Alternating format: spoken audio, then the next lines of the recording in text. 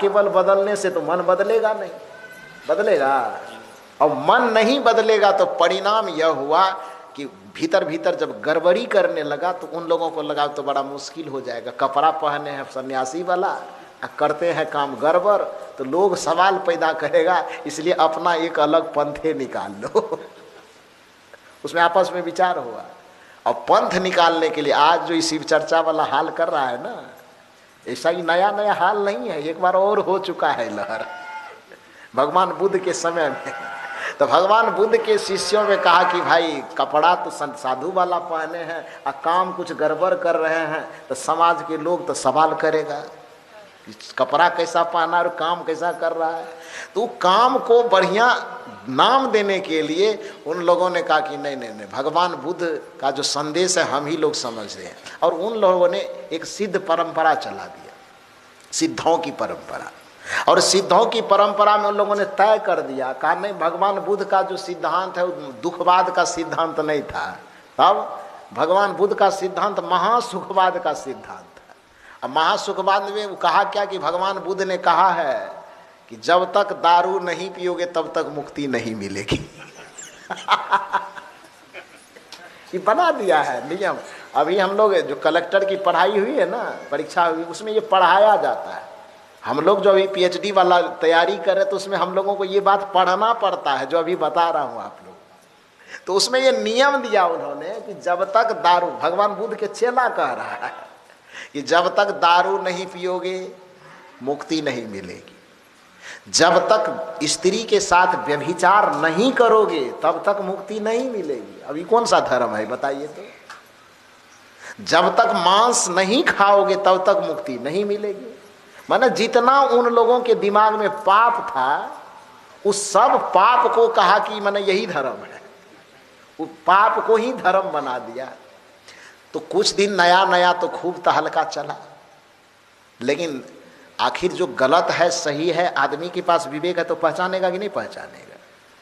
तो समाज को लगा कि ये तो माने पाखंडी सब आदमी है, कहीं धर्म के रास्ते में दारू मुर्गा व्यभिचार ये कैसे होगा। माने 5 चीज जो महापाप हम लोग तजने के लिए कहते हैं, चोरी हिंसा नशा झूठ व्यभिचार तजना चाहिए, और उन्होंने कहा नहीं यही करना चाहिए तब जाकर के मुक्ति मिलेगी।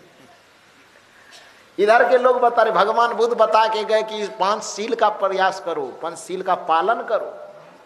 जब तक 5 का पालन नहीं करोगे तब तक शांति नहीं मिलेगी। अब बिगड़ा हुआ चेला सब भगवान बुद्ध के शरीर छूट जाने के बाद नियम बना दिया कि जब तक ये 5 पाप जिसे हम लोग कहते हैं, उन्होंने कहा 5 चीज नहीं करोगे, हिंसा नहीं करोगे, मदिरा नहीं पियोगे, मांस नहीं खाओगे, व्यभिचार नहीं करोगे तो मुक्ति मिलने का कोई सवाल ही नहीं होता है। और उसकी परंपरा चलने लगी। चलते चलते कुछ दिन के बाद समाज में लगा कि बाप रे बाप, ये तो महामारी फैलाएगा ये सब आदमी, ये धर्म के नाम पे कलंक है।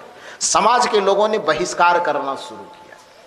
बहिष्कार करने से अब चेला बर्बाद है तो उसके नाम से तो गुरुओं बदनाम होगा ना, होगा कि नहीं होगा।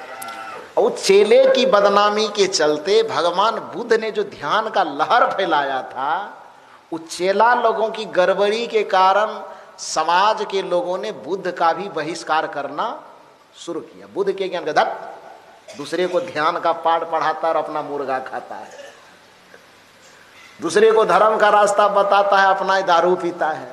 तो सामान्य लोग जो है भगवान, अब चेला की गलती के कारण गुरु से भी लोग नफरत करने लगा, उसके ज्ञान से भी लोग नफरत करने लगा। अब कुछ दिन तक मैंने ध्यान सत्संग का लोग चर्चा करने का मतलब दो, उसकी चर्चा भी मत करो, घृणा करने लगा। उसी बीच में केरल प्रदेश में जो दक्षिणी भारत कहलाता है, वहाँ पर एक अद्भुत संत का अवतरण हुआ जिसका नाम था आदि गुरु शंकराचार्य। भगवान बुद्ध के लगभग 500-600 वर्ष शरीर छूटने के बाद शंकराचार्य आए। थे तो बड़े विद्वान, बड़े प्रतिभा संपन्न, इतने प्रतिभा संपन्न कि अपने उम्र के मात्र 32 वर्ष के उम्र में पूरे सनातन धर्म को हिला करके रख दिया उन्होंने, पूरे संसार को हिला दिया। धरती पे उनको हराने वाला कोई था नहीं, लेकिन उसको पता नहीं था कि भारत में एक बिहार की धरती है। जो पूरे दुनिया को जीतने वाला आदमी था शंकराचार्य, वो हारा तो कहाँ हारा मालूम है ना आप लोगों को? नहीं मालूम है। इसी बिहार की धरती पे उस समय भागलपुर जिला ही था। भागलपुर जिला अब बन गया है सहरसा। भागलपुर से ही सहरसा अलग हुआ है कि पहले था? क्या नरेंद्र? पहले भागलपुर ही था। तो सोचिए भागलपुर कम पावर वाला जिला नहीं था, बहुत पावरफुल जिला।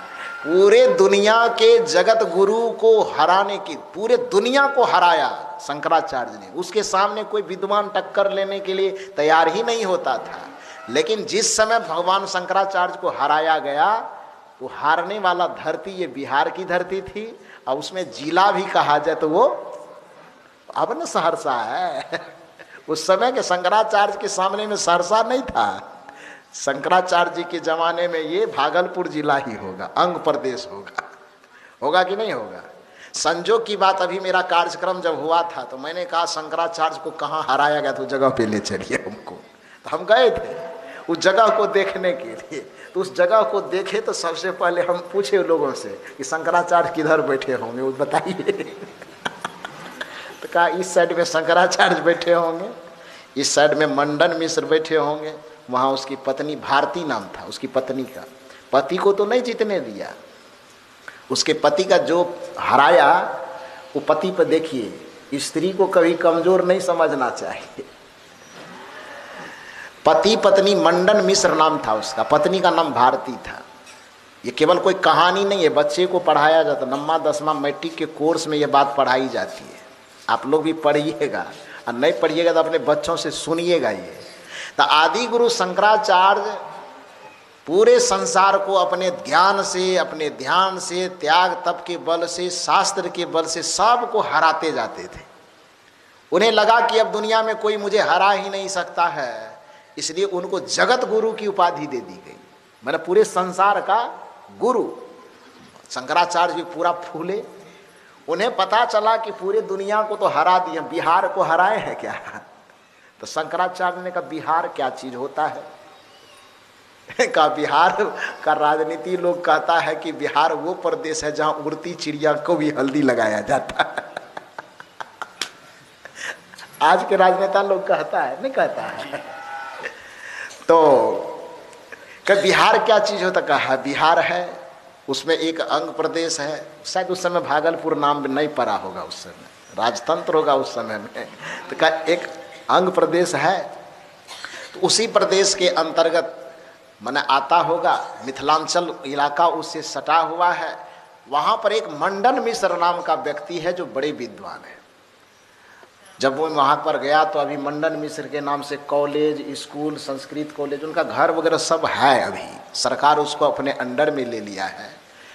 तो कहा कि मंडन मिश्र कौन है? कहा नाम मत पूछिए, वहाँ आदमी की बात मत पूछिए। उसके दरवाजे पर तोता जो बना रहा तो वो संस्कृति में बात करता है। जी शंकराचार्य का अच्छा, तब तो उस आदमी से भेंट करना चाहिए।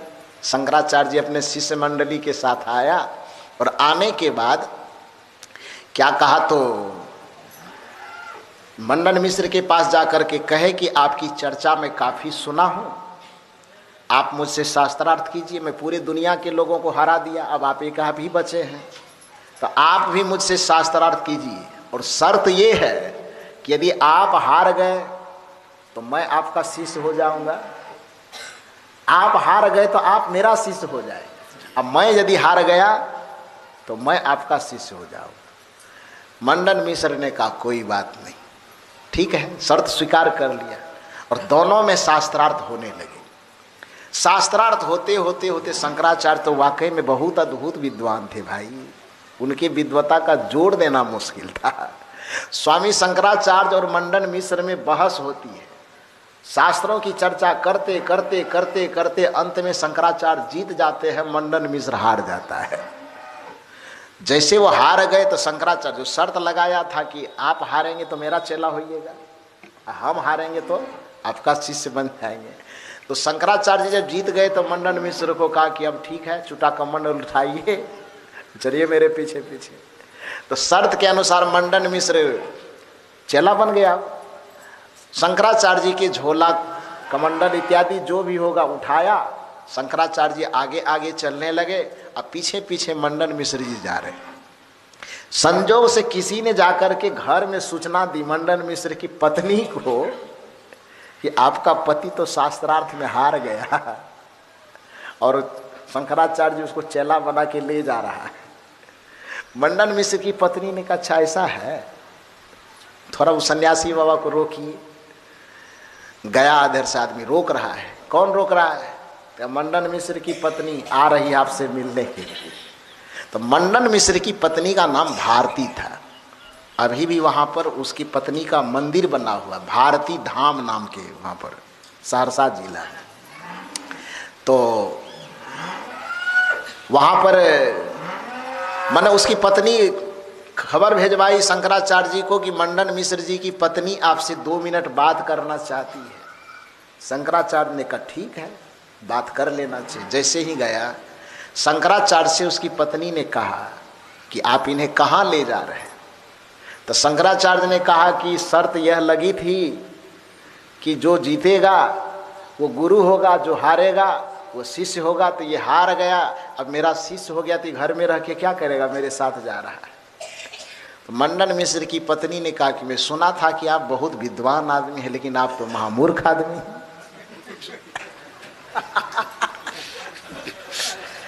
मैंने आपकी चर्चा सुनी थी कि आप बड़े विद्वान आदमी हैं, लेकिन आप तो काम ऐसा कर रहे हैं, मैंने मूर्खता वाला महामूर्ख आदमी है। शंकराचार्य का माथा ठनका। उन्होंने कहा कि माता जी किस दृष्टिकोण से आपको हम मूर्ख लग रहे हैं? भारती जी ने कहा कि मूर्ख इस मामले में लग रहे हैं कि आपको ये पता नहीं है कि गृहस्थी के जीवन की जब पूर्णता होती, गृहस्थी में पुरुष और स्त्री आधा आधा होता है। पति अर्धांग माना जाता है, पत्नी अर्धांगिनी मानी जाती। और जब दोनों का संयोग, गृहस्थी में, सन्यासी की बात नहीं हो रही है, गृहस्थी की बात हो रही। गृहस्थी मर्यादा में पति और पत्नी आधे आधे पार्ट है लाइफ का, और दोनों को मिलाने के बाद तब गृहस्थी मर्यादा के अनुसार पति और पत्नी का जीवन पूरा होता है ना। तो बोला कि आप जो इसको ले जा रहे, अभी तक तो शरीर के आधा पार्ट से ही न लड़े हैं आप, आधा पार्ट तो बाकी है। तो आधा पार्ट कोई लेके कैसे जा सकता है? आधा पार्ट से पहले आप शास्त्रार्थ कीजिए। आधा को आपने हरा दिया, आधा पार्ट अभी बाकी है, इससे पहले तो बात कर लीजिए। शंकराचार्य ने कहा माते गलती हो गई। ठीक ही कह रही है। मंडन मिश्र को बगल में बैठा दिया। अब भारती जी आसन पर बैठी और उधर शंकराचार्य जी आसन पर बैठे। दोनों में शास्त्रार्थ होने लगा। और शास्त्रार्थ का चर्चा क्या किया, मंडन मिश्र की पत्नी ने काम शास्त्र खोल दिया। अब काम शास्त्र के विषय में सन्यासी बेचारा क्या जानेगा, उसको क्या पता है। तो शंकराचार्य ने कहा कि माता ये तो हमारे विभाग का नहीं है।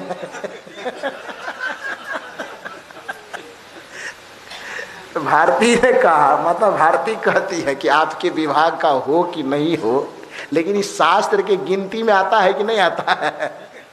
कहा शास्त्र के गिनती में तो आता है। तो कहा आप ये तो बेरा करके नहीं कहे थे कि हमको वेदे पर शास्त्रार्थ करना है कि उपनिषद पे शास्त्रार्थ करना है। आपने ये कहा था कि सनातन धर्म में जितने शास्त्र होते हैं, किसी शास्त्र पर हमसे कोई बहस कर ले तो ये काम शास्त्र, ये कोक शास्त्र जो आता है वह भी शास्त्र के ही अंतर आता है, इसलिए आपको उस पर मुझसे बहस करनी होगी। शंकराचार्य ने कहा कि हम हार गए। तब मेरा चेला बन जाइए आप।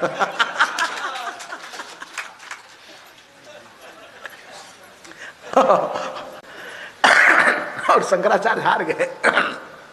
मतलब पूरे दुनिया को जीतने वाला आदमी बिहार की धरती पे आके मात खा गया हो। और ये चीज कोई मतलब छुपी छुपाई बात नहीं, इतिहास की बात है। बिहार में तो खास करके बच्चे को स्कूल में पढ़ाया, इसकी परीक्षा होती, नवमा या 10वां के कोर्स में आता था। तो वह शंकराचार्य, ठीक है वो हार गया, वो एक अलग बात। बाद में मंडन मिश्र की पत्नी ने कहा कि ये तो हम आपको ज़बरदस्ती हरा दिए, आपको चेला बनने की ज़रूरत नहीं है, बस मेरे पति को आप मत ले जाइए, इतना कीजिए। ड्रॉ रहा, न आप जीते न ये जीते, आप अपने जगह ठीक हैं, ये अपने जगह ठीक है।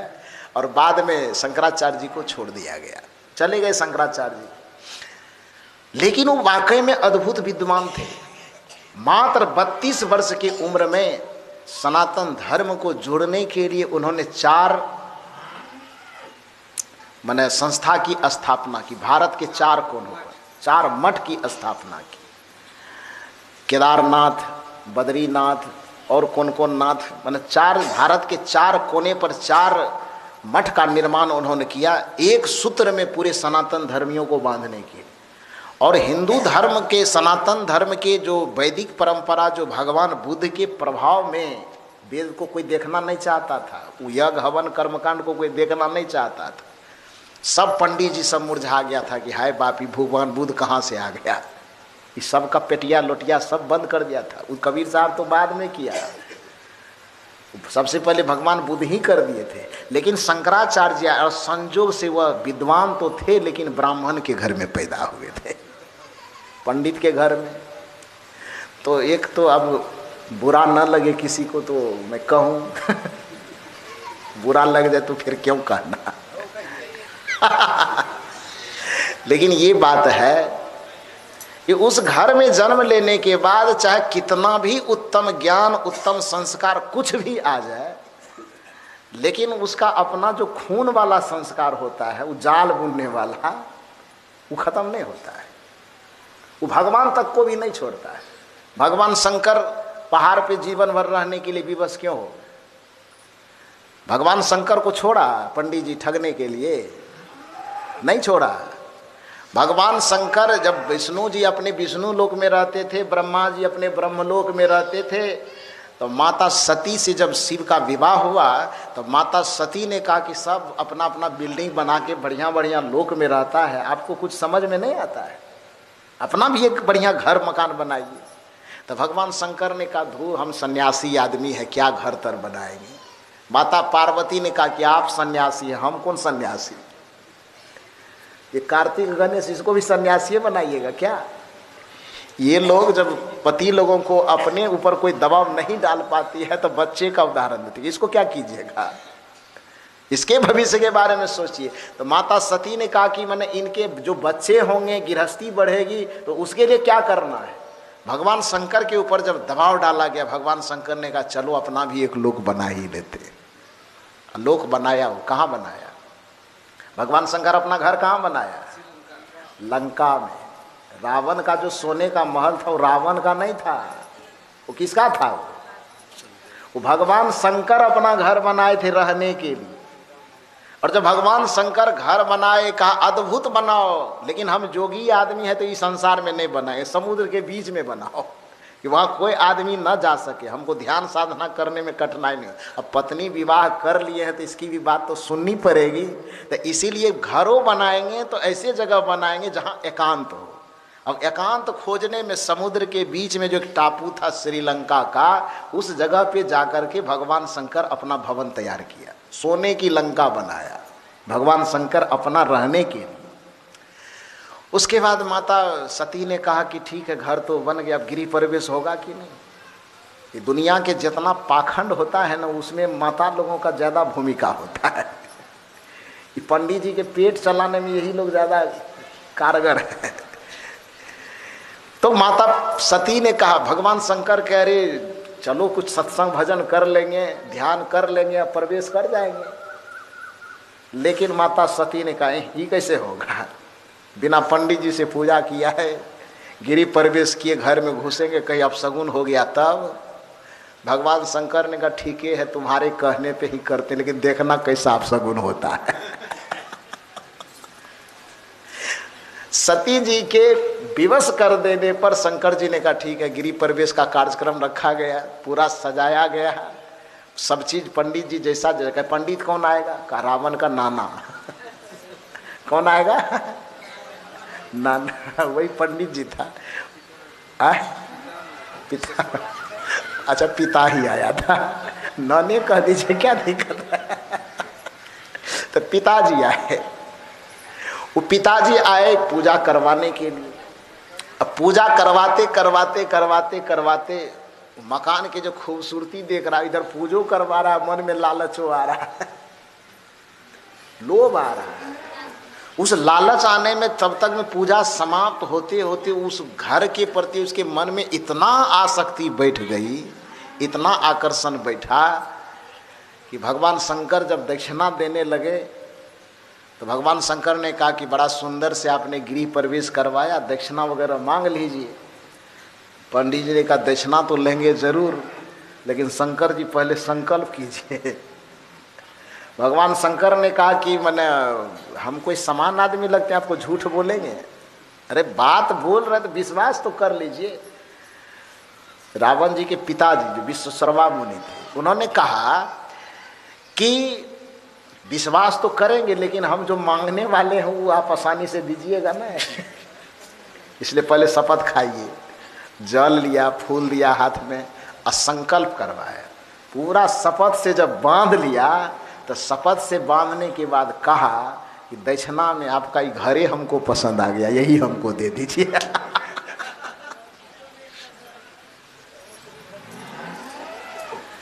कैसा लग रहा है ये बात सुन करके? कैसा लग रहा है? आपके घर में आप गृह पर घर मकान बनाइए, 50 लाख टका लगा करके गृह प्रवेश करने के लिए पंडित जी आवे और वो कहे कि मकाने हमको दक्षिणा में दे दीजिए, क्या कीजिएगा आप? पूजा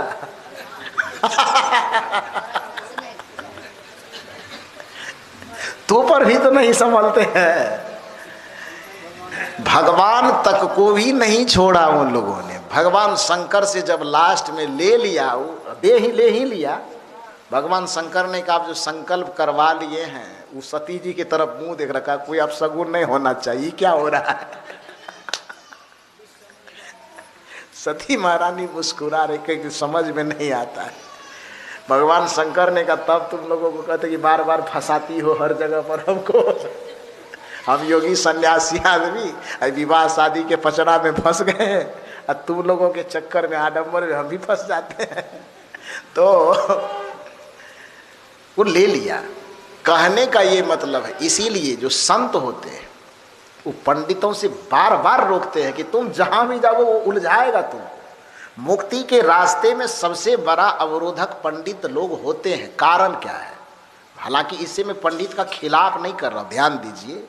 पंडित के खिलाफ करने का मेरा यहाँ पर कोई मकसद नहीं, खिलाफ नहीं कर रहा हूँ। मैं ये कह रहा हूँ कि उनके द्वारा जो बताया विधि विधान है, उस विधि विधान से, धार्मिक रीति रिवाज से जब कुछ पूजा पाठ आप करते हैं, उससे कुछ अच्छे संस्कार आपके बनेंगे, लेकिन उससे आपको मुक्ति नहीं मिलेगी। मुक्ति के रास्ते में वो बाधक है।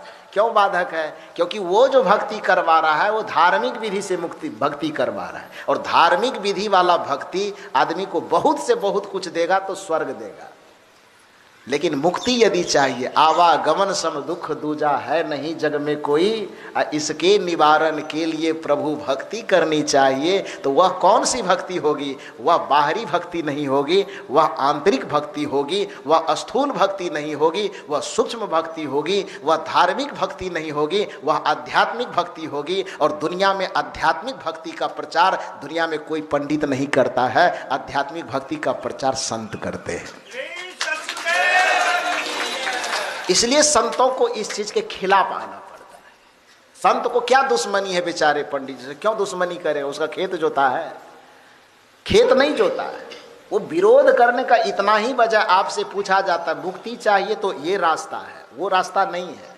स्वर्ग तक जाना है तो वो रास्ता नहीं, लेकिन स्वर्ग जाएंगे भी तो फिर स्वर्ग के बाद का जीवन और नरकीय होता है। क्योंकि 4 दिन आपको कोई हलवा पूरी खिलाए, रसगुल्ला खिला भी 1 महीना जीव का आदत बिगाड़ दे, अब बाकी फिर 1 महीना के बाद आपको नीमक रोटी पियाना पड़े, तो नीमक वो रोटी जहर की तरह लगेगा ना। स्वर्ग वही चीज़ है कि जब तक आपके पैकेट में, आपके पास में पुण्य की पूंजी है, पुण्य की पूंजी के प्रभाव से कुछ दिन आप सुख में रहेंगे, सुविधा में रहेंगे, आराम में रहेंगे, खुशहाली में रहेंगे। और जैसे ही पुण्य की पूंजी खत्म हो जाएगी, स्वर्ग से धक्का दे करके फिर नरक में भेज दिया जाएगा। वैसा स्वर्ग लेकर के आदमी क्या करेगा? लेकिन संत जो मुक्ति का धाम आपको देते हैं, एक बार यदि आप उस मुक्ति के धाम को प्राप्त कर लिए तो ऋषि कहते हैं कि न सब पुनरावर्तते, फिर वहां से लौट करके आने और जाने की जरूरत नहीं पड़ती है। तो स्वर्ग एक प्रकार का होटल है और मुक्ति एक प्रकार का अपना राजभवन है। यदि आपको होटल में रहना अच्छा लगता है तो आप समझिए, लेकिन जो समझदार आदमी है वो होटल का सुख नहीं भोगना चाहता है, वो अपने महल का सुख भोगना चाहता है। संत आपको मुक्ति का महल देता है और पंडित की भक्ति आपको स्वर्ग का होटल देता है। आप तय कीजिए, आपको होटल चाहिए कि आपको अपना मकान चाहिए? क्या चाहिए आपको? होटल चाहिए? होटल चाहिए तो पैकेट में जब तक पैसा रहेगा बहुत स्वागत करेगा, आइए आइए बैठिए, चम्मच देगा, प्लेट देगा, बढ़िया से गिलास में पानी देगा, 2-4 चम्मच कांटा वाला भी देगा भोग भोग के खाने के लिए। पैकेट का पैसा जब खत्म हो जाएगा और कुर्सी छोड़िएगा नहीं, तो जो चम्मच आपको गड़ा गड़ा के खाने के लिए दे वही चम्मच से आपके पेट में भोंकेगा कि जल्दी निकलिए। क्यों भोंकेगा? क्योंकि पैसा जब तक पैकेट में होटल में स्वागत होगा, पैसा खत्म, और जिस चम्मच से स्वागत हो रहा था वही चम्मच से भोंकेगा। निकलो जल्दी यहाँ से। निकालेगा कि नहीं निकालेगा? तो समझदार आदमी 5 स्टार होटल में जाकर के रहना पसंद नहीं करेगा, क्योंकि वो भाड़े का घर है, वो पूंजी खत्म, मस्ती खत्म। अपना जो घर होता है, मुंशी प्रेमचंद ने एक जगह लिखा है कि स्वर्ग में नौकर बनने से ज्यादा बेहतर है नरक का मालिक बन करके जीना।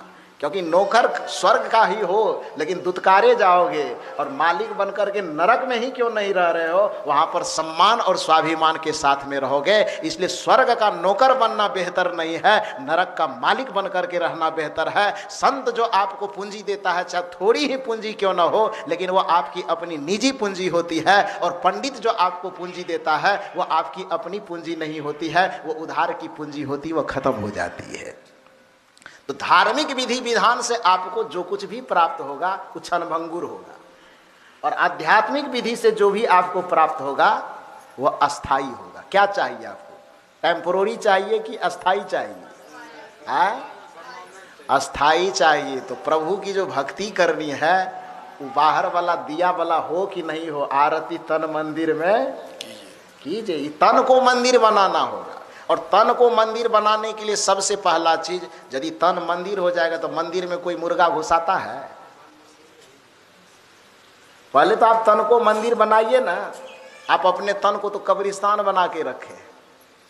कब्रिस्तान किसको कहता है? जहां पर मुर्दा को गलाया जाता है, मुर्दा को जलाया जाता, दफनाया जाता है, उसको कब्रिस्तान या श्मशान घाट कहते हैं।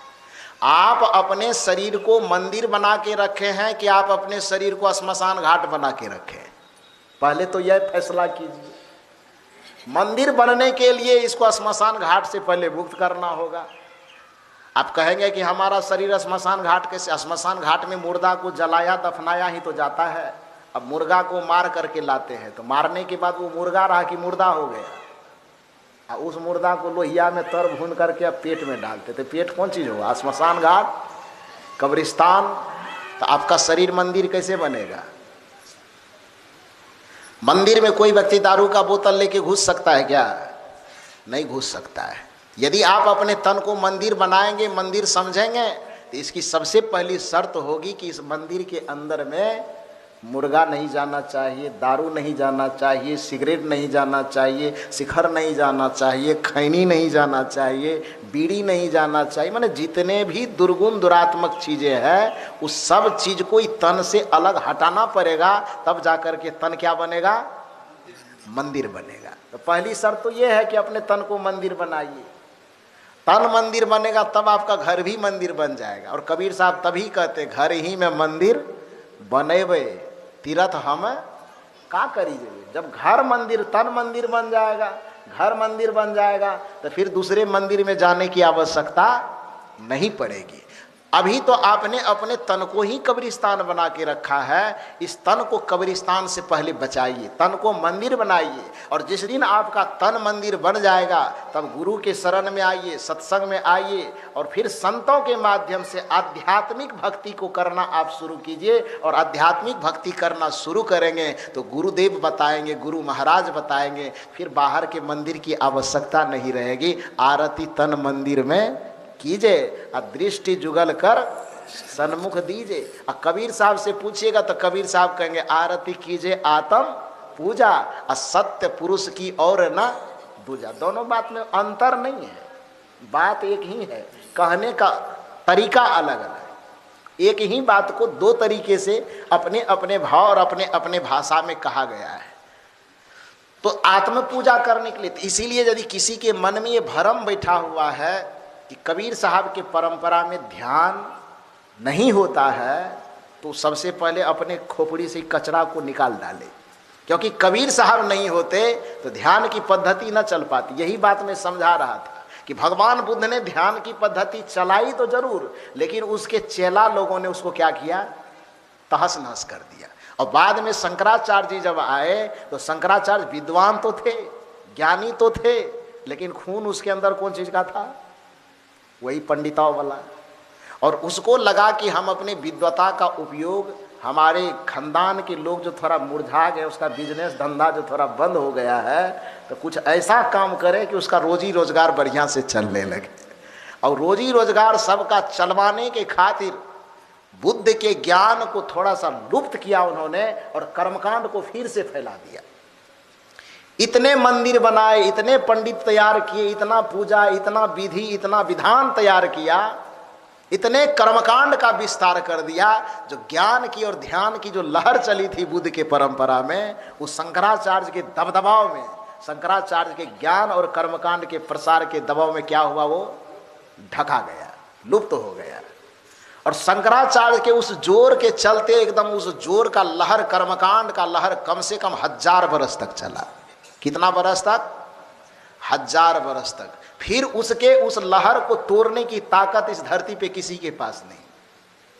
कोई हिम्मत ही नहीं करता था ध्यान की चर्चा करने का, कोई हिम्मत ही नहीं करता था सत्संग की चर्चा करने का, कोई हिम्मत ही नहीं करता था आध्यात्मिक भक्ति करने का। कर्मकांड का इतना दबदबाव बढ़ गया और शंकराचार्य ने शास्त्रों को लिख लिख करके इतना प्रमाणित कर दिया उन्होंने कि उसके प्रमाण से टकराने की हिम्मत किसी के पास नहीं होती थी। बुद्ध टकराया था वेद से, वैदिक ऋषियों से, लेकिन बुद्ध से शंकराचार्य, बुद्ध के जाने के बाद शंकराचार्य उसको दबाव में ला दिए। और शंकराचार्य कर्मकांड का इतना ज़्यादा प्रसार किया, पूजा पाठ विधि विधान का इतना प्रचार प्रसार किया कि ध्यान और ज्ञान की जो भाषा हुई वो दब गई। 1000 बरस तक उस कर्मकांड का राज चला। उसके बाद उस कर्मकांड के बंधन को तोड़ करके फिर से ध्यान का दिया जलाने का काम, फिर से ज्ञान का दिया जलाने का काम, फिर से सत्संग की गंगा को बहाने का काम इस धरती पर किसी ने किया तो उस महापुरुष का नाम है संत सम्राट सदगुरु कबीर साहब। इसलिए ज्ञान, ध्यान और भक्ति और सत्संग के गंगा का जो अभी तक प्रवाह चल रहा है, इस प्रवाह की शुरुआत सदगुरु कबीर साहब ने ही किया। इसलिए किसी को इस भ्रम में नहीं रहना चाहिए कि कबीर साहब के पंथ में ध्यान होता ही नहीं। ध्यान की शुरुआत गंगोत्री वहीं से फूटी है। जो गंगा अभी तक बह रही है उस गंगा का प्रवाह कबीर साहब के माध्यम से ही हुआ। तो इसलिए हम लोग तो खुद ध्यान शिविर खूब करवाते हैं, ध्यान खुद करते भी हैं, करवाते भी हैं। नहीं समझ में आता तो 2 साल से तो लोगों के लिए खोल दिया गया। फिर सितंबर महीना में ध्यान शिविर होगा, उसमें आप लोग सादर आमंत्रित हैं। जो आना चाहते हैं 1 सप्ताह के लिए उसमें जरूर आइएगा और देखिए कि ध्यान कैसे किया जाता है, कैसे करवाया जाता है। और वो अलग अलग नहीं है, उसको मैं बता रहा हूँ। सदगुरु कबीर साहब की परंपरा में भी ध्यान के 4 पद्धति हैं। पहले पद्धति का नाम है शब्दाभ्यास, दूसरे पद्धति का नाम है रूपाभ्यास, तीसरे पद्धति का नाम है दृष्टा दृश्याभ्यास और चौथे पद्धति का नाम है साक्षी भाव। समझ रहे हैं?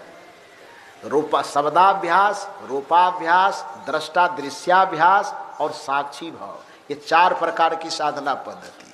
इसी को महर्षि में ही बाबा अपने तरीका से क्या कहे, मानस जप, मानस ध्यान, दृष्टि साधन और नादानुसंधान, ये 4 स्टेप ही बताए। आप कहेंगे कि मैं ही बाबा ने कहा मानस जप, तो आप शब्दाभ्यास क्यों कह रहे हैं? बात वही हुई। मानस जप में क्या होता है? गुरु के द्वारा बताए गए शब्द का जप होता है। मन जप होता है, मन ही मन जप होता है। तो उसको, उसका अलग नामकरण उन्होंने कर दिया कि गुरु के द्वारा दिया गया जो मंत्र है अथवा शब्द है, मन ही मन उसका जप करना क्या कहलाता है? मानस जप कहलाता। और कबीर साहब ने 600 वर्ष पहले बताया था कि मैं मानस तानस नहीं कहूँगा, मैं गुरु के द्वारा दिया गया जो शब्द है उस शब्द का निरंतर जप के द्वारा अभ्यास करना क्या कहलाया? शब्दाभ्यास। मतलब गुरु के द्वारा दिए गए मंत्र रूपी शब्द का हमें क्या करना है? अभ्यास करना। तो दोनों बात अलग अलग है कि एक ही है? क्या लग रहा है? अलग अलग कि एक लग रहा है। ठीक है। दूसरा बात, कबीर साहब 625 वर्ष पहले के रूपाभ्यास माने रूप का अभ्यास कर। महर्षि में ही बाबा करे मानस ध्यान। तो मानस ध्यान में क्या करना है? गुरु के रूप का ध्यान करना है। संत की परंपरा तो यही है कि ध्यान मूलम गुरु मूर्ति, पूजा मूलम गुरु पदम, मंत्र मूलम गुरुर्वाक्यम, मोक्ष मूलम गुरु कृपा। तो महर्षि में ही बाबा कहते हैं कि मानस ध्यान करो। मानस ध्यान में क्या करना है? गुरु के रूप का ध्यान करना है। और कबीर साहब कहते हैं रूपाभ्यास करो, माने गुरु के रूप का अभ्यास करो। तो ये दोनों बातें अलग अलग लग रही कि एक लग रही है? हाँ, एक लग रही है। तीसरी बात आती है कि गुरु महाराज की पद्धति में बताया जा रहा है कि बिंदु ध्यान करो, मतलब अपने दृष्टि को अगल बगल इधर उधर न देखते हुए बस एक टक नज़र से 10 दिशाओं से मोड़ करके अपनी चेतना को एकाग्र करना बिंदु ध्यान कहलाता है। और कबीर साहब की भाषा में इसको कर दृष्टा और दृश्य का अभ्यास करना, मतलब आत्मा को एकाग्र करके दृष्टा बना देना और दृश्य में एक बिंदु को एक टक देखते रहना, एक अवस्था को एक टक देखते रहना, ये दृष्टा और दृश्य का अभ्यास करना है। तो दृष्टा और दृश्य का अभ्यास करना अथवा बिंदु ध्यान करना, ये दोनों बातें एक जैसी लग रही कि अलग अलग लग रही? एक जैसी लग रही है ना। तीसरी चौथी बात में यहाँ पर नादानुसंधान कहते, जब आत्मा पूर्ण एकाग्र होता है, मन पूर्ण एकाग्र होता है, तो अंतर में आत्मा से उठने वाली जो ध्वनि है, उठने वाला जो शब्द है, उस शब्द को सुनना यह नादानुसंधान कहलाता है। और कबीर साहब आज से 625 वर्ष कहे कि आत्मा को सब दृश्यों से अलग करके एकांत में केवल आत्मा को गवाह बना दो, आत्मा को किसी शब्द में किसी रूप में टिके न रहने दो। आत्मा जब साक्षी बन करके अलग होगा तो फिर उसके अंतर में जो भी धुन उठेगा वो अपने आप इसको सुनाई देगा। तो मैं ही बाबा कहते नादानुसंधान करना, और कबीर साहब कहते हैं आत्मा को दृश्य से तोड़ करके केवल साक्षी यानी गवाही बना करके उसे स्थिर कर दो। तो ये दोनों बातें आपको अलग अलग लगती है कि एक ही लगती है? क्या लगती है? फिर कैसे कहा जा रहा है कबीर साहब ध्यान नहीं करते? भाई कबीर साहब कहते कि शून्य ध्यान सब, कबीर साहब कहते शून्य सहज मन सुमिरते। जब तुम्हारा मन शून्य की स्थिति में पहुंच जाएगा, जिसको हमारा शास्त्र कहता ध्यानंग शून्य गतंग मनः, जिसको हमारा शास्त्र कहता ध्यानंग निर्विष्यंग मनः। कबीर साहब कहते हैं जिस दिन तुम्हारा मन शून्य तक पहुंच गया, मतलब जिस दिन तुम खड़ीक से चल करके शून्य तक पहुंच गए, समझ जाना हम खगड़िया पहुंच गए। तो कबीर साहब कहते हैं शून्य सहज मन सुमिरते। जैसे ही तुम्हारा मन शून्य तक पहुंचेगा तो सबसे पहला काम क्या होगा? शून्य सहज मन सुमिरते प्रगट भई एक ज्योत। अंधकार खत्म, बाहर का प्रकाश भी खत्म, एक ब्रह्म ज्योति प्रकट होगी, जिसके लिए कर नाम के तेल सुरत की बाती ब्रह्म ज्योति उदगारू रे। वो ब्रह्म ज्योति कब फैलेगा? वो परम प्रकाश कब फैलेगा? कबीर साहब कहते हैं शून्य सहज मन सुमिरते प्रगट भई एक ज्योत।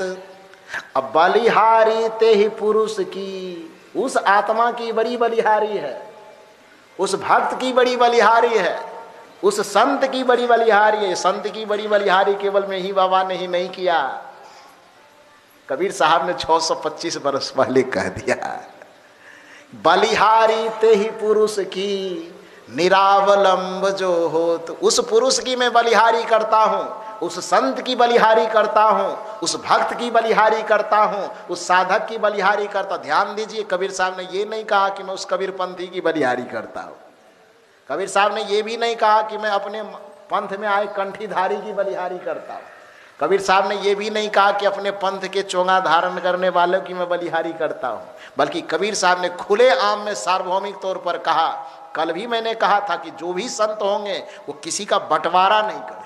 गुरु महाराज ने संत की परिभाषा दी तो मैंने बताया ना कि शांति स्थिरता व निश्चलता को कहते हैं। अशांति को जो प्राप्त कर लेते, जो माने क्या होता है, जो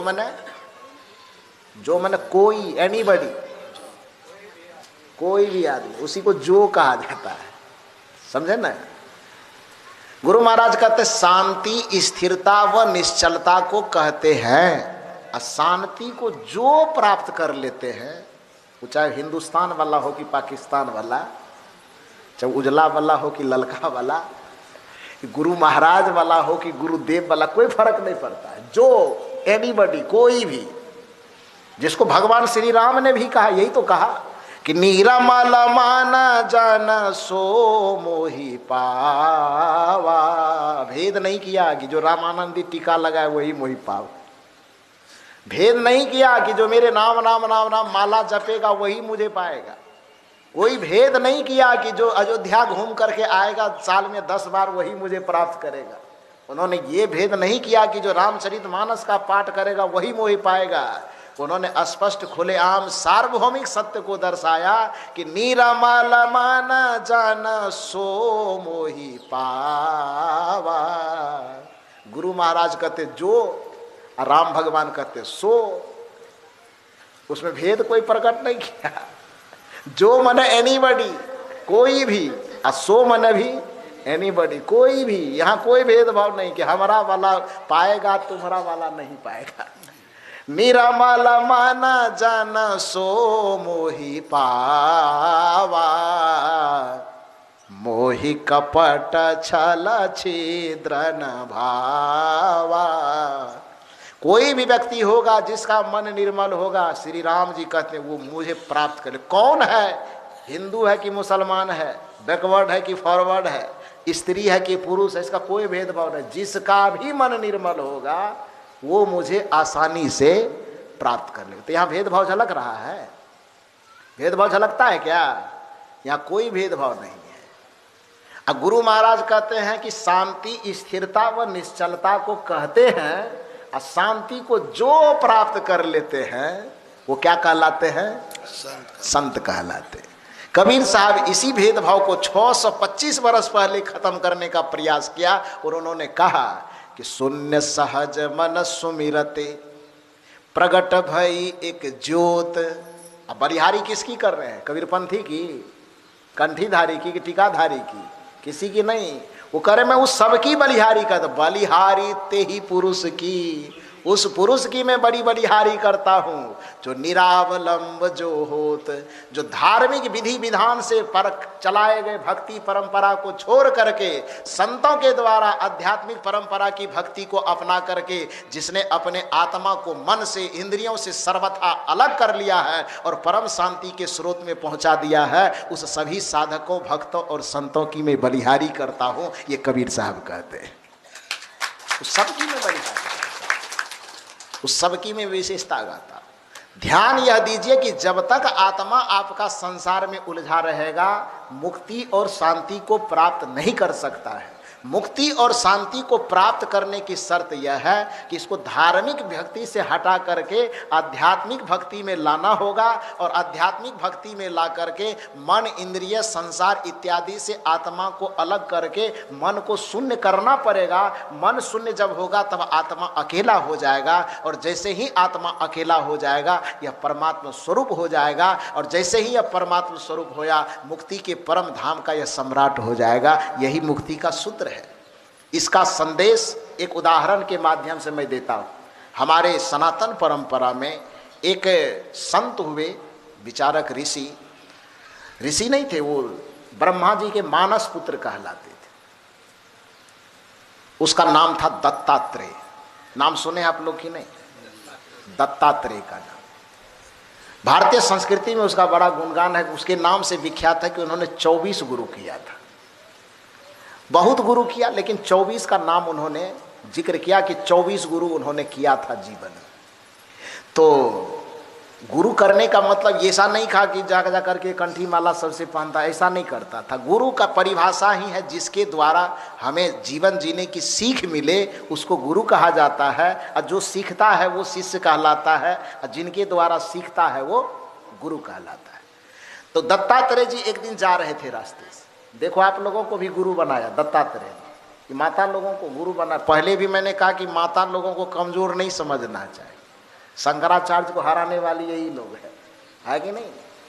कि धरती पर रामायण लाने, रामचरितमानस लाने वाली यही लोग है। कल्पना करो कि रत्नाबाई न होती, माता रत्नावली न होती, तो गोस्वामी तुलसीदास जी रामचरितमानस लिखते क्या?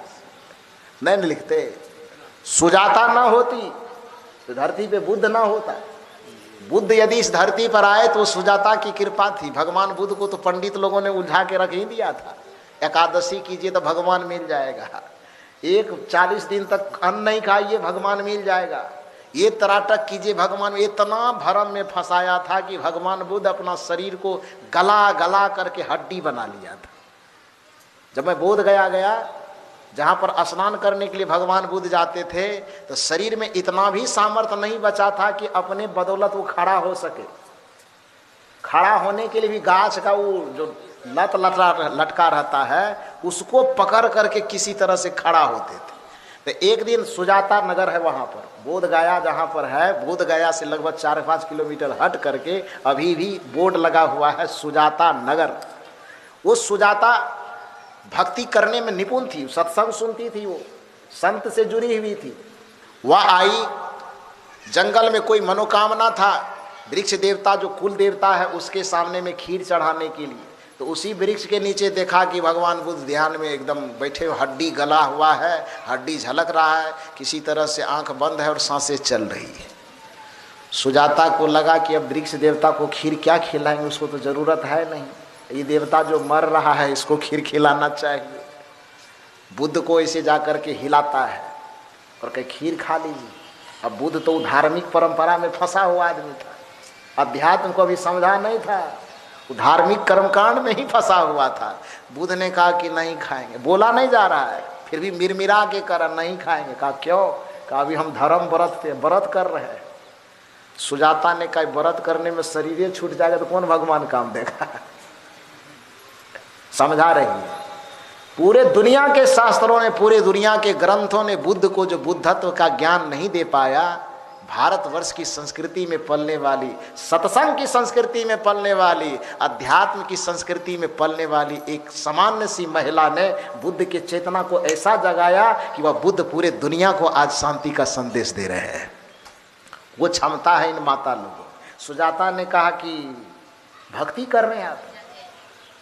बुद्ध ने कहा हाँ भक्ति ही तो कर रहे हैं। कहा नहीं नहीं नहीं, ये पंडित वाला भक्ति, वो भक्ति मत कीजिए। कहा तब? कहा संत वाला भक्ति कीजिए। खीर खाइए पहले, आप शरीर में कुछ जान आ जाए तो कुछ युक्ति में बता दो। बुद्ध ने कहा नहीं नहीं नहीं नहीं, पंडित जी कहा कि इतना दिन तक अन्न नहीं खाना है। सुजाता ने कहा तो गड़बड़ा जाएगा, शरीर छूट जाएगा आपका। कहा तब क्या करें? सुजाता ने कहा मुंह से बोलने से ये मानेंगे नहीं। दौड़े दौड़े अपने घर गई, और घर जाने के बाद एक बीना लाई। बीना समझते हैं ना, तो सरस्वती मैया के हाथ में जो रहता है, तो अपने घर से बीना लाई। वो बीना में 3 तार लगे हुए थे, तीनों तार में भगवान बुद्ध को कहा देखिए मैं एक सामान लाई हूँ। भगवान बुद्ध हल्का सा आँख खोल के देखते, क्या है ये? कहा बीना है। कहा इसका काम क्या है? कहा संगीत पैदा करना। तो कहा इससे संगीत ही न पैदा होता है? बुद्ध जी ने कहा कि हाँ। सुजाता ने क्या कि उसमें जो तार बंधे हुए थे, एक तार को कसने के वजह क्या किया, ढीला कर दिया। जब पूरा ढीला हो गया, सुजाता ने कहा आंख नहीं मुनिएगा, 2 मिनट आंख खोल के रखिए। बुद्ध जी आंख खोल के रखे हुए हैं। सुजाता क्या की, जो तार ढीला हो गया था उस पर उंगली चला रही है, तो आवाज निकलेगा कि नहीं निकलेगा उससे? हैं? कि प्रवचन सुन के खाली मूरी नहीं हिलाइएगा, कुछ सीखिएगा भी। नहीं तो सुनते इधर से सुनते उधर बह जाता है। ढीला हो गया, अब उस पर उंगली ऐसे ऐसे कर रहा है तो झूला झूल रहा है उंगली, आवाज क्या निकलेगा? कोई आवाज नहीं निकल रहा है। बुद्ध ने कहा, माता सुजाता ने पूछा आवाज निकल रही है? बुद्ध ने कहा कि ढीला हो गया तो आवाज कैसे निकलेगा? अच्छा ठीक है, आप ही की बात मानते हैं। तब क्या करना चाहिए? कसो का, इसको नहीं कसेंगे, दूसरा वाला जो तार था उसको कसते कसते कसते सीमा से बाहर कस दिया। कसने के बाद उसके बाद कहा अब संगीत निकलेगा ना? बुद्ध ने कहा हो सकता है निकलेगा। सुजाता क्या की, उस पर उंगली ऐसे एक के बार जैसे उंगली चलाई, तार टनाक से टूट गया, टूट गया। सुजाता ने कहा कि आप तो कहते इसे संगीत निकलेगी, कहाँ निकले? तो तार टूट गया। बुद्ध ने कहा अब मैं क्या करूं? सुजाता ने कहा अब हम अपनी मर्जी से करते हैं। ये तार, तीसरा तार जो बचा हुआ था उसको न ज्यादा ढीला किया न ज्यादा कसा, उसको बीच में रखा, और बीच में रखने के बाद जैसे ही उस पर उंगली छेड़ी एक मधुर संगीत निकला। सुजाता गाना शुरू की, पायो जी मैंने राम रतन धन पायो। गाना, भजन गाना शुरू की और उस पर तान मारना शुरू की। संगीत जैसे ही उस तार से निकली, बुद्ध भी कोई साधारण आदमी तो था नहीं, तो पंडित जी के चक्कर में फंसा था ना। बुद्ध की भी चेतना जागृत थी। जागृत चेतना से जैसे ही इस घटना को देखा कि बीना का तार बजना शुरू हो गया है, वो जो खीर के थाली को उधर सरका दिया था, बुद्ध आराम से कह के अब पंडित का कोई बरत तरत करने की जरूरत नहीं है। और थाली को जो अलग सरका दिया था ना, वो थाली को खींच करके नजदीक में लाया। और जब तक में सुजाता का भजन खत्म होगा तब तक में पूरे थाली का खीर कहाँ चला गया? पेट में चला गया। सब व्रत पूरा हो गया। सुजाता जब गाने के बाद आंख खोली तो देखा खीर खत्म हो गया। सुजाता ने पूछा कि भगवान खीर क्यों खा लिए? बुद्ध ने कहा कि अब मैं अंतर समझ गया हूं कि धार्मिक भक्ति क्या होती है और आध्यात्मिक भक्ति क्या होती है, पंडित की भक्ति क्या होती है और संत की भक्ति क्या होती है। इस दोनों के अंतर को समझ गया। अब तक के अपने 6 वर्ष को मैंने पंडितों की भक्ति के अनुसार जीवन जीना शुरू किया। परिणाम यह हुआ कि भगवान तो मिला नहीं, शरीर का हड्डी गल गया। और आज तुम पहली बार आकर के यह ज्ञान मुझे दिए हो कि जैसे बीना के तार से संगीत निकालना हो तो बीना के तार को ढीला करोगे तो भी संगीत नहीं निकलेगा, और ज़्यादा कसोगे तो भी संगीत नहीं निकलेगा। बीना के तार से संगीत निकालना हो तो न इसको ज़्यादा ढीला छोड़ो और न ज़्यादा इसको कसो, इसको बीच में रहने दो। उसी तरह से इस शरीर से यदि परमात्मा का भजन निकालना है, परमात्मा को निकालना है, परमात्मा के स्वर को निकालना है, अनहद के स्वर को निकालना है, तो इस शरीर रूपी यंत्र को न तो ज़्यादा ढीला छोड़ो और न ज़्यादा इसको कसो, बल्कि इसको बीच के संयम में रहने दो। तभी इससे परमात्मा का सच्चा भजन हो सकेगा और परमात्मा की प्राप्ति हो सकेगी, परमात्मा की भक्ति हो सकेगी। तो एक संत की ज्ञान देने वाली, संत के भक्ति का पद्धति बताने वाली माता सुजाता हुई जो बुद्ध को बुद्ध बना दिया। गोस्वामी तुलसीदास जी को तुलसीदास जी बनाने वाले ये माता वर्ग के लोग ही हुई, रत्नावली। उन्होंने उसके डंके की चोट पर मारा, तब जाकर के तुलसीदास जी को होश आया और काम की भक्ति करना छोड़ करके राम की भक्ति करना शुरू कर दिया। तो बहुत बड़ी शक्ति है। जिस दत्तात्रेय की चर्चा अभी मैं कर रहा हूँ, अब प्रवचन में समाप्त करूंगा। मैं समझ रहा हूँ कि आप लोग भीतरे भीतर हमको गाली दे रहे हैं तो इसलिए अब थोड़ा सा बोल करके समाप्त कर देते हैं, गाली उली मत दीजिए। तो दत्तात्रेय जी के पास 24 गुरु थे। 24 गुरु मतलब अलग से किसी से कंठी माला दीक्षा नहीं लिया। तो रास्ते में चलते जाते थे, जहाँ से कुछ आध्यात्मिक प्रेरणा मिलती थी वो उन्हें ले लेते थे और उनको गुरु तुल्य आदर देना शुरू कर दिया। मतलब गुरु मान लेते थे कि ये मेरे गुरु हैं। तो संजोग से एक दिन रास्ते से जा रहे थे, ये माता जी शायद ढोड़िया से ही जाता होगा, ऐसी में से कोई चूड़ा कूट रही थी। चूड़ा कूटते हैं आप लोग कि नहीं? अब कहाँ कूटते हैं, अब तो मशीन आ गया है, मशीन में कुटवाते हैं। दत्तात्रेय भी आज का नहीं, पुराने जमाने का था, तो पुराना जमाने में घटना घटा होगा। तो इसी ढोड़िया ग्राम में कोई चूड़ा कूट रही थी कोई माता जी, और दत्तात्रेय जी इसी रास्ते से जा रहे थे। तो जाते जाते देखा कि एक माता जी चूड़ा कूट रही है, तो वो प्रतिभा से संपन्न व्यक्ति से चूरा कूटते हुए देखा तो उसको लगा कि यहाँ से भी हमको कुछ शिक्षा मिल सकती। अब बैठ गया उस सड़क के किनारे में। माता जी अपने आंगन में चूरा कूट रही थी। सुहागन थी तो पूरे हाथ में चूड़ी भरा हुआ था। और जो समाठ लेकर के उखली में कूट रही है तो हाथ ऊपर नीचे होगा कि नहीं होगा? तो हाथ जो ऊपर नीचे हो रहा था तो सब चूड़ी झनर झनर कर रहा था। चूड़ी बोल रहा था, आवाज दे रहा था। तो दत्तात्रेय ने देखा, उसको कुछ समझ में आई। जैसे चूड़ी झनर झनर करता है वैसे भी आदमी के जीवन में सब मन, इंद्रियां, बुद्धि सब झनर झनर करके आत्मा को परेशान करता है कि नहीं? आत्मा परेशान कब होता है? जब आंख झंझट पैदा करता है, कान झंझट पैदा करता है, जीभ झंझट पैदा करता है। शरीर के जितने ज्ञानेंद्रियां, कर्मेंद्रियां अपने अपने खींचातानी में इतना खींचतान झंझट पैदा करता है कि आत्मा बेचारा तबाह हो जाता है।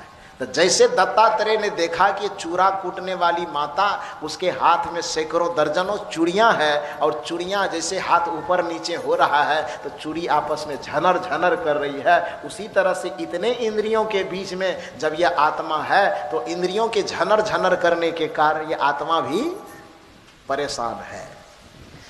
उसको लगा कि इस जगह से कुछ शिक्षा मिल सकती है हमको। चुपचाप बैठ गया सड़क के किनारे। वो माता जी को देखने लगा।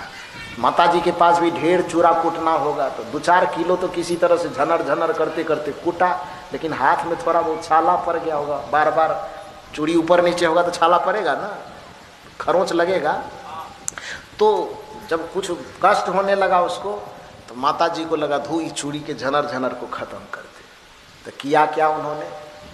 हाथ में जितनी चूड़ियां पहनी हुई थी उस सब को खोल करके निकाल दिया, अलग कर दिया।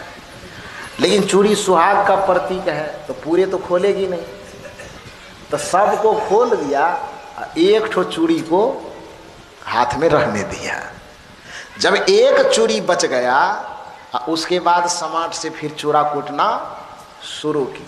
तब हाथ में एक चूड़ी बच गया तो झनर झनर करेगा कि नहीं करेगा? अब आवाज तो नहीं करेगा, आवाज खत्म।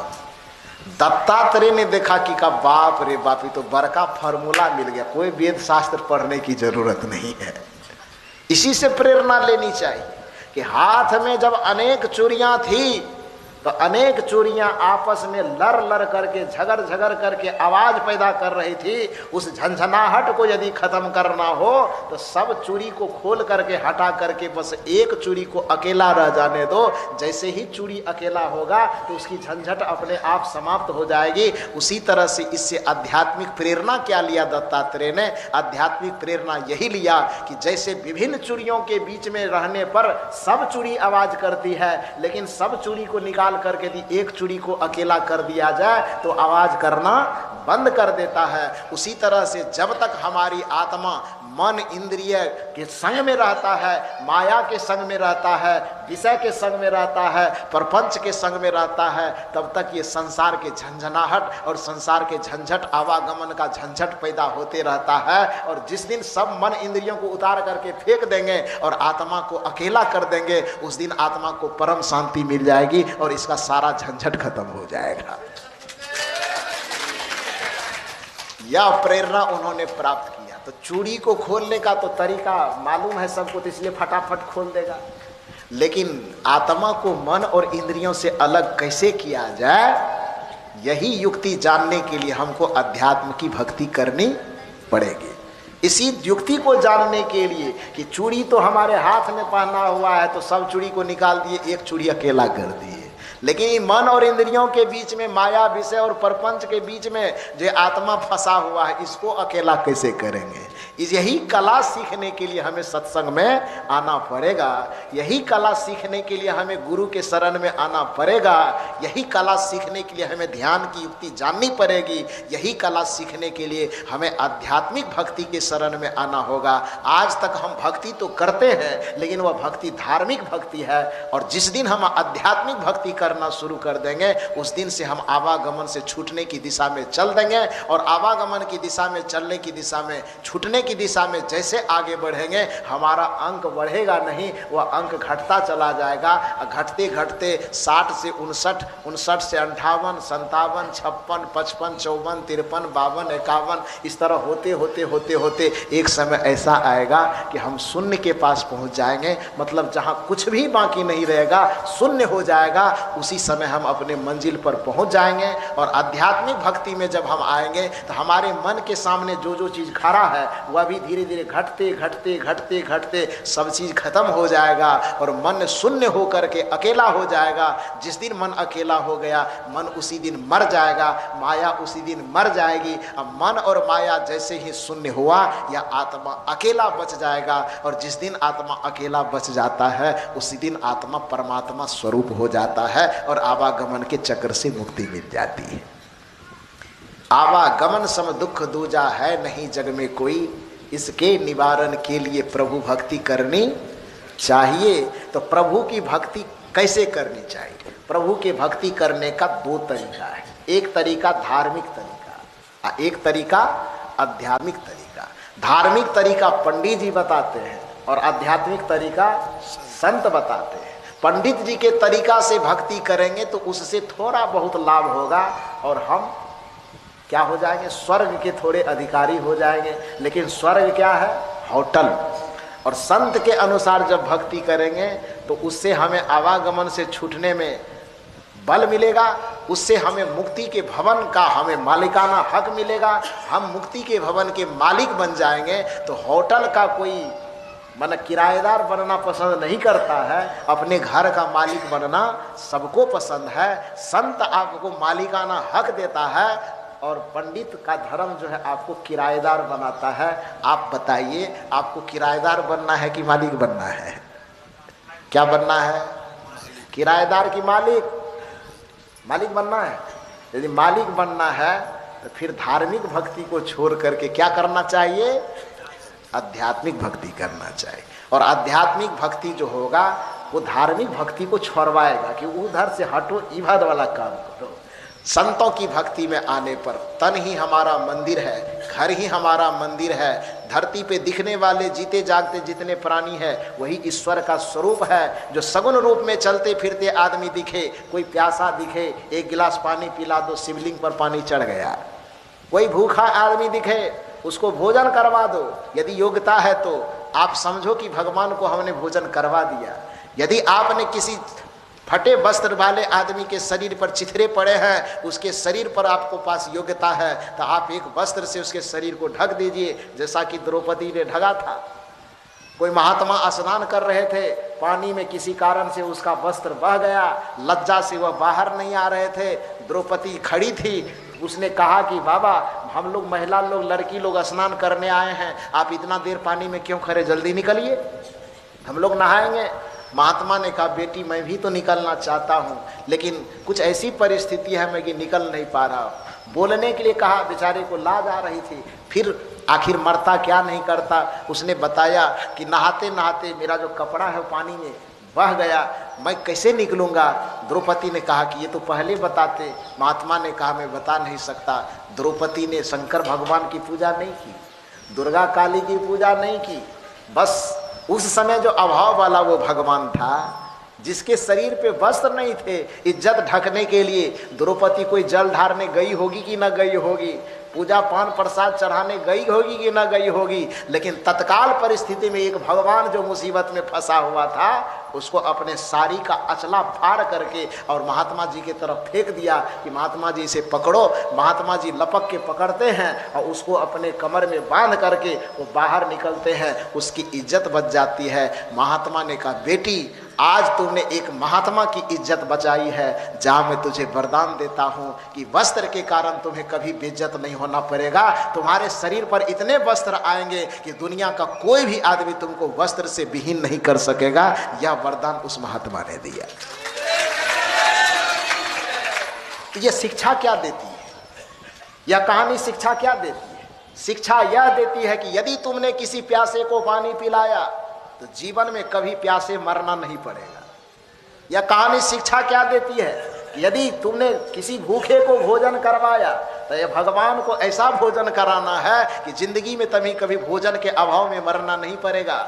यदि आपने किसी अयोग्य आदमी को, किसी चिथरे पहनने वाले आदमी को, वस्त्र विहीन आदमी को आपने अपनी योग्यता सामर्थ्य के अनुसार उसके शरीर को ढक दिया तो फिर आपको वस्त्र के अभाव में कभी मरना नहीं पड़ेगा। यदि किसी आपने दुखी आदमी को सहारा देकर के प्रसन्न कर दिया तो आपके भी नसीब में कभी दुख नहीं आएगा।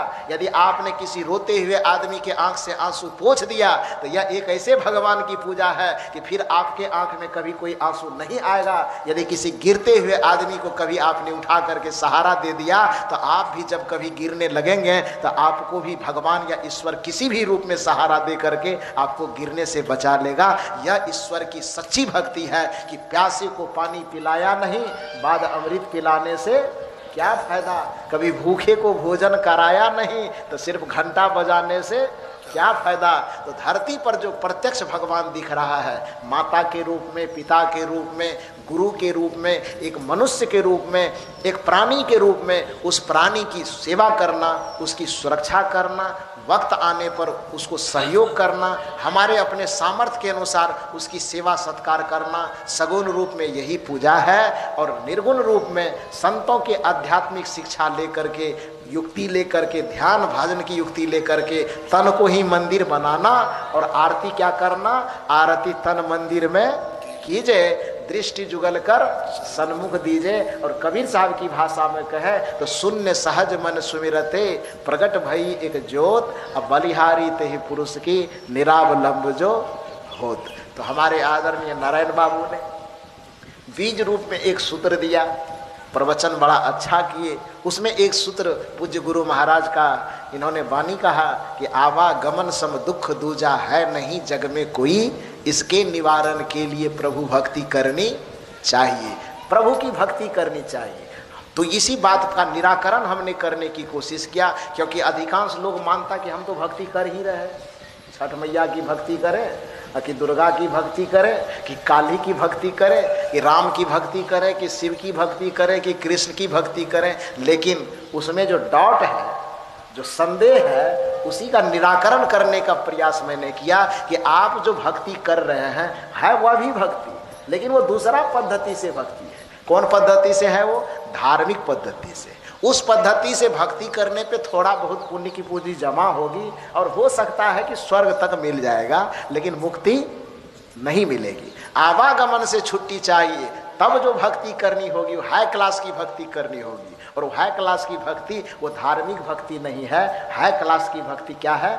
आध्यात्मिक भक्ति है। और आध्यात्मिक भक्ति का ज्ञान पंडित दे नहीं सकता। आध्यात्मिक भक्ति का ज्ञान जब भी देगा तो कोई संत देंगे, कोई सदगुरु देंगे। इसलिए गोस्वामी जी को कहना पड़ा कि बिना गुरु भावानिधि तराई न कोई। गोस्वामी जी कोई पूजा पाठ, कोई भक्ति तराएगा नहीं। यदि भवसागर से तरना है तो एक ही काम होगा, गुरु से युक्ति प्राप्त करना होगा तो भवसागर से तरोगे। बिना गुरु भावानिधि तराई न कोई, जो बिरंचि शंकर सम होई।